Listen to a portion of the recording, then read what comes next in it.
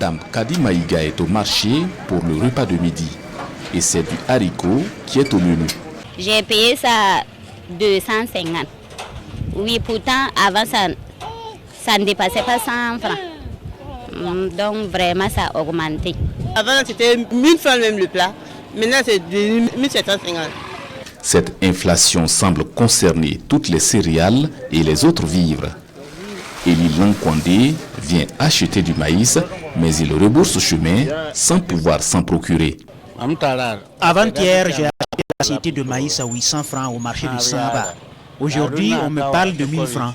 Je n'ai pas les moyens pour ce prix. Même le riz. Le riz, moi, je paye le petit sac à 25 kilos, je payais ça à 11 000 comme ça. Mais maintenant, c'est à 14 000. Voilà. Les prix varient d'un détaillant à un autre, mais avec le même constat d'augmentation.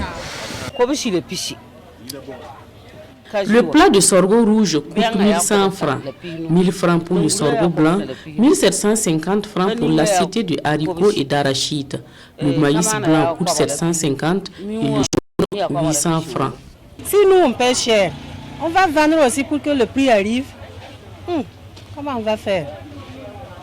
Par exemple, le sac là, ça fait 30 000. Si nous on vend ça à 1000 francs là, c'est toujours 30 000. Donc on gagnerait.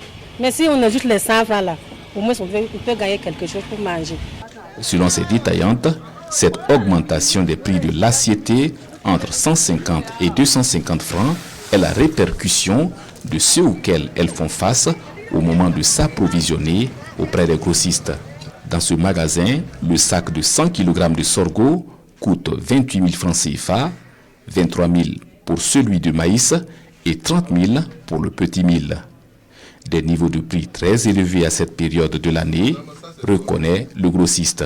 Les années passées, là, maïs c'était à 13 000, sorgho ça n'en est même pas 15 000. Ça débute comme ça et puis en ala. Mais cette année, c'est à 20 000 en ala que ça a commencé. Mais présentement, chaque jour a son prix. Par exemple, le sorgho là, tu peux avoir ça aujourd'hui, faire une semaine, tu n'arrives même pas à trouver. Petit mil, c'est la même chose. Bon, les paysans l'ont dit qu'il n'y en a pas. Ce camion s'approvisionne pour Gorgadji, une localité de la région du Sahel. Notre région est devenue totalement dépendante des autres régions à cause de la situation sécuritaire. J'ai eu le sac de 100 kg de mil à 28 000 francs alors qu'il coûtait 20 000. En plus, à partir de Dori, il faut un convoi spécial pour rejoindre Gorgadji. Tout cela joue sur les prix. Les conséquences du contexte sécuritaire difficile et l'arrêt précoce des pluies sont citées parmi les causes de cette inflation. Sur le même sujet, je vous amène au marché de Puitenga dans le Kouritenga. Sur place, acheteurs et vendeurs assistent impuissants à la hausse progressive du prix des céréales. En plus d'être chers, les denrées se font rares pour diverses raisons. Constat et réaction avec Amadou Ilboudo et Maïmouna Traouri. Le marché de céréales de Puitenga, l'un des plus grands au Burkina Faso, grouille de monde en cette matinée. Vendeurs comme acheteurs crient à la morosité des affaires. Et ce sont les mêmes mots qui reviennent sur les lèvres. La cherté des prix des céréales. Le plat de maïs est vendu à 750 francs, le petit mil à 1000 francs, le haricot à 1750 francs. Le sac de maïs de 100 kg coûte 31 000 francs CFA contre 22 000 à la même période l'année passée et moins les années antérieures. Le sac de 100 kg de sorgho blanc coûte plus de 37 000 francs CFA, du jamais vu ici à Puitenga. Cela fait plus de 25 à 26 ans que je vends des céréales, mais les prix n'ont jamais connu de hausses aussi vertigineuses comme cette année. Vraiment, les mots nous manquent. Il y a des années où le prix du sac de 100 kg a atteint 22 000 francs CFA, mais 31 000 francs en février, c'est du jamais vu. Les prix s'affolent, les céréales se font de plus en plus rares quelques 3 mois après les récoltes. Chaque jour de marché, il y a une augmentation de 1000 francs sur le prix du sac. Je suis venu de Kogena, dans la Nyanya. Depuis le matin, je n'ai même pas pu acheter un plat de céréales. En plus d'être cher, elles ne sont pas disponibles. En temps normal, le marché doit être plus bruyant que ça. Le petit mil ne devait pas coûter plus de 750 francs. L'année passée, à cette période, mon magasin était bien plein. Mais voyez vous-même, je n'ai que quelques sacs. Le reste là, c'est du tamarin. Le consommateur doit payer cher pour se nourrir. Beaucoup craignent une forte hausse des prix d'ici à la période de soudure. Imaginez quelqu'un qui a 2 femmes et 15 enfants. Comment peut-il les nourrir, payer leur scolarité et s'occuper de leur santé? C'est dur. Je suis un déplacé interne. Je m'en sors difficilement. Si tu dois acheter du bois, payer le loyer et payer un seul plat de maïs à 750, nul besoin de vous dire que c'est la misère. Avec le carême musulman qui s'annonce, c'est sûr que les prix des céréales vont encore augmenter. En juillet-août, c'est la bouillie qu'on va boire ici. La population n'aimait pas le taux de maïs, mais ça même on ne gagne pas. Les prix sont connus et pas question de négocier. Et même là, il faut être vigilant, bien suivre l'acheteur pendant la mesure des céréales, car il suffit d'une petite quantité de trop et tous les calculs sont faussés.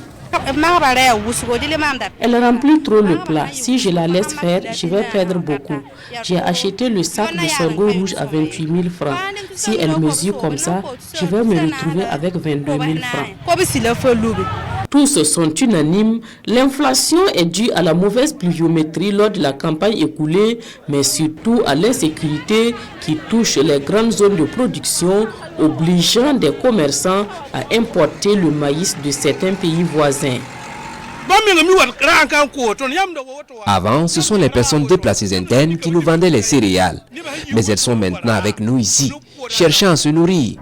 Nous nous approvisionnons dans les villages des régions de l'Est et du Centre-Est. Avec l'insécurité, les habitants se sont déplacés, ils n'ont pas pu cultiver. Qui peut même aller là-bas pour acheter quoi que ce soit? Beaucoup ici s'approvisionnent au Togo et au Bénin. Là-bas, les prix sont relativement moins chers. Je quittais Kogina dans la Nyanya pour venir vendre les céréales à Puitenga. Cette année, j'achète ici pour les vendre là-bas. L'interdiction d'exportation de certaines céréales par l'État est bien accueillie ici et tous croient en des lendemains meilleurs. Leurs vœux les plus chers, la sécurité et le retour des personnes déplacées internes dans leur village. Voilà, et comme annoncé, nous recevons le secrétaire exécutif du Conseil national de la sécurité alimentaire, M. Léopold Nanema. Bonsoir. Bonsoir, madame. Alors, au-delà de tout ce qui est ressorti dans les reportages que vous avez suivis avec nous, quel est l'état des lieux concernant la sécurité alimentaire actuellement au Burkina Faso? Merci bien. Avant de répondre à votre question, permettez-moi de remercier la télévision nationale pour cette initiative qui permet au Conseil national de sécurité alimentaire donc de communiquer sur une question aussi stratégique que la sécurité alimentaire. Alors, pour revenir à la question, il faut dire que, comme chaque année, le dispositif national de sécurité alimentaire a fait l'évaluation donc préliminaire donc au sortir de la campagne au mois de novembre.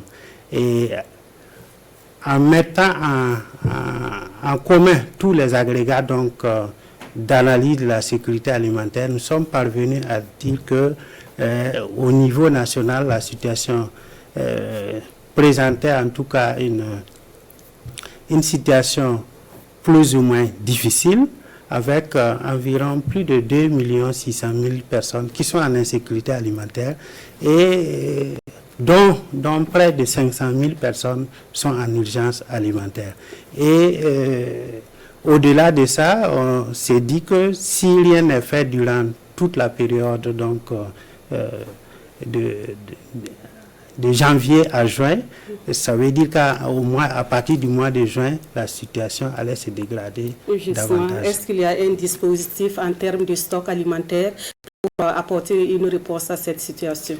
Bien sûr, le dispositif national de sécurité alimentaire a des instruments d'intervention en cas de de crise alimentaire. Nous avons plusieurs types de stocks. Nous avons le stock national de sécurité alimentaire qui est là, et nous avons aussi le stock d'intervention à court terme pour des réponses immédiates. Est-ce que cela est envisagé dans un bref avenir déjà, au regard de ce qui est ressorti dans les reportages? Oui, c'est vrai que ça, c'est une situation un peu parcellaire. Le dispositif est en train donc d'évaluer la situation actuelle pour permettre donc d'avoir une situation définitive donc de l'état de la sécurité alimentaire à partir donc du mois de mars, et à partir de ce moment, tous les instruments pourraient être déclenchés s'il le faut. Vous nous rassurez qu'on ne doit pas craindre la famine au Burkina Faso cette année? Non, on ne peut pas craindre une situation de famine parce que les instruments existent. Nous avons aussi certains dispositifs, il faut le dire, et nous avons bien sûr l'État et les partenaires techniques qui accompagnent donc ces dispositifs. Donc nous sommes en tout cas confiants que les dispositions qui sont prises permettront de juguler cette situation. Et puis l'une des dispositions prises par le gouvernement de l'époque, c'est l'interdiction d'exportation des céréales. Est-ce que, à votre connaissance, la mesure est respectée? Il est difficile de répondre directement, mais nous pensons que des informations que nous avons reçues, nous pensons que la mesure est respectée parce qu'on nous a plus signalé une sortie de céréales. Mais au-delà de l'interdiction des sorties de céréales, il y a aussi des mesures d'encouragement à l'importation de céréales pour pouvoir ravitailler donc le marché national. Alors, Monsieur Nanima, avant de terminer l'entretien avec vous, nous vous donnons ce chiffre et vous l'avez révisé tout à l'heure. Plus de 2 millions de Burkinabés qui seront touchés par une crise alimentaire pendant la période de studio. Ce chiffre a également été donné par la Confédération paysanne du Faso qui appelle les autorités à prendre des mesures d'urgence. Alidou Batini et Aboubakar Sayo. La campagne agricole 2021-2022 a été largement déficitaire. Selon le secrétaire général de la Confédération paysanne du Faso, CPF, l'objectif de produire 5 997 000 tonnes de vivres n'a pas été atteint. Les poches de sécheresse très longues dans certaines localités, les attaques de la chenille légionnaire et des oiseaux granivores, les inondations et l'insécurité sont les principales causes de la mauvaise campagne agricole. L'effet de la sécheresse a impacté près de 200 000 hectares sur l'ensemble de plus de 4 millions d'hectares que nous avions emblavés. Ce qui nous a conduit à une perte d'environ 75 500 tonnes de céréales. Alors aujourd'hui, c'est quand même un souci. Et quand vous regardez aujourd'hui, et avec les déplacés internes que nous avions, et en plus de ce que nous avons vécu comme difficulté, nous allons avoir pour le mois de juin, juillet et août à venir, près de 2 300 000 personnes qui vont être en insécurité alimentaire très criarde. La Confédération paysanne du Faso s'est dit donc inquiète et interpelle l'autorité afin que des solutions urgentes soient trouvées.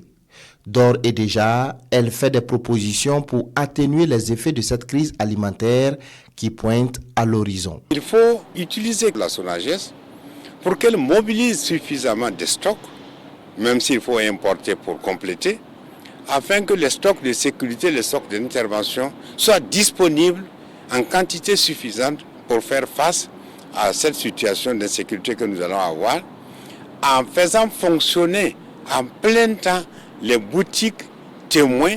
Nous interpellons l'autorité aujourd'hui, notamment le MPSR, pour qu'une décision soit prise dans l'urgence, pour que nous puissions disponibiliser des engrais pour la production. Parce que si nous faisons encore plus d'une semaine, 45 jours aujourd'hui, si on n'a pas les premiers camions d'engrais au Burkina Faso, nous allons trouver qu'à certaines zones, la campagne va commencer. Et nous demandons à ce que vraiment ils travaillent sur la régulation des prix des céréales aujourd'hui. Pour réduire la dépendance du pays vis-à-vis de l'extérieur, la CPF demande à l'État d'investir dans la production d'engrais au Burkina. Cela passe par le renforcement de l'usine de production de phosphates et la construction d'unités de production de compost. Au dire du secrétaire général de la CPF, ces investissements permettront au monde paysan de produire assez de vivres pour la consommation locale et même pour approvisionner le marché sous-régional. Alors, M. Nanuma, la CPF qui demande à l'État d'anticiper sur la campagne humide en mettant à la disposition des producteurs les engrais à temps. Est-ce que c'est votre avis également? Oui, je suis parfaitement d'accord donc avec la CPF. La campagne se prépare bien avant et il est intéressant en tout cas que tous les producteurs donc disposent de ces intrants afin d'affronter donc les premières pluies qui tarderont pas à venir. Il a également parlé de la nécessité de réguler les prix au niveau national. Est-ce que cela est envisageable déjà? La régulation est déjà entamée puisque à un moment il avait été demandé donc il avait été fixé donc les prix des céréales dans les différentes régions. Ce qui n'est pas respecté. Oui, ça n'a pas été respecté